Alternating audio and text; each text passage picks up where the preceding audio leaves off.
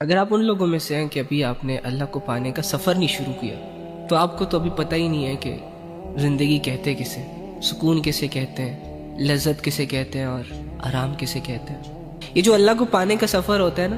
یہ بڑی نادانیوں سے، معصومیت سے گرتے گرتے شروع ہوتا ہے۔ اللہ کو پانے کی خاطر کبھی اس کی سوچیں مصروف ہوتی ہے تو کبھی اس کا جسم محنت کر رہا ہوتا ہے، اور آہستہ آہستہ کر کے انسان پاتا چلا جاتا ہے اپنے رب کو، اور جتنا اپنے رب کے قریب ہوتا جاتا ہے، اسے پاتا جاتا ہے، اتنا ہی وہ کھو جاتا ہے۔ اللہ کو پانے کے سفر میں نا جسم کو ظاہری پسینے بھی آتے ہیں، چوٹیں بھی لگتی ہیں، خون بھی بہتا ہے، لیکن تھکاوٹ محسوس نہیں ہوتی، درد محسوس نہیں ہوتا۔ بلال رضی اللہ تعالیٰ عنہ کی سچویشن ذرا دیکھیں۔ اللہ کو مانا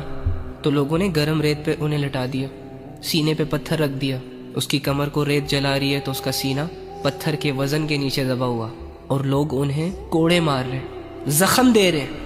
اور وہ اس درد میں، اس ظلم میں احد احد کرتا چلا جا رہا ہے۔ لوگ اس سے یہ ڈیمانڈ کر رہے ہیں کہ اللہ کو چھوڑ دو، مارنا بند کر دیں گے، اذیت دینا بند کر دیں گے، اور وہ اللہ کی محبت میں ڈوبا شخص اللہ اللہ کرتا جا رہا ہے۔ ہم جیسوں کو کیا پتا کہ اللہ کی محبت میں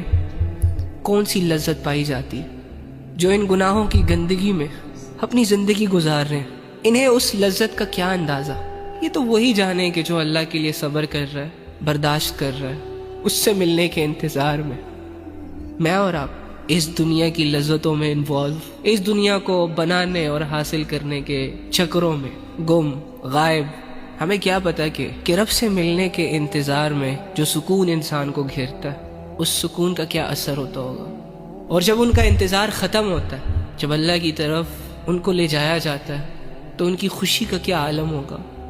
ان کے آرام کا کیا عالم ہوگا، جو یہ کہتے ہوئے چلے جاتے ہیں اس دنیا سے کہ فائنلی